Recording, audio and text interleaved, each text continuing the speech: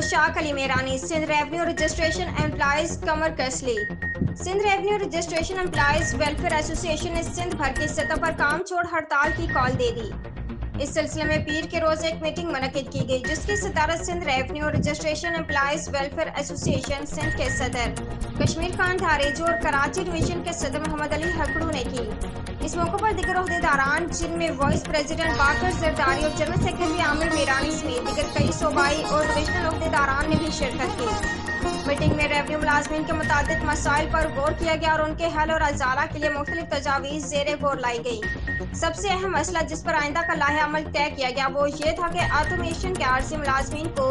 मुस्तकिल मुलाजमीन पर थोपने की कोशिश की जा रही है और उनको मुस्तकिल मुलाजमीन के ऊपर मुसल्लत करने की कोशिश की जा रही है, जो कि मुस्तकिल मुलाजमीन के साथ इंतहाई जुल्म और ज़्यादती है।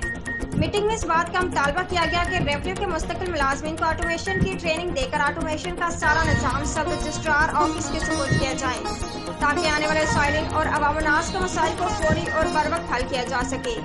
इस सिलसिले में ओहदेदारान का कहना था कि हुकूमत की जानिब से गुज़श्ता 10 सालों से वादे किए जा रहे हैं कि ऑटोमेशन का निज़ाम मुतल्लिका सब रजिस्ट्रार ऑफिस के सुपुर्द कर दिया जाएगा, मगर 10 साल का कलील अरसा गुजरने के बावजूद भी यह निज़ाम मुस्तकिल और मुतल्लिका मुलाजमीन के हवाले नहीं किया गया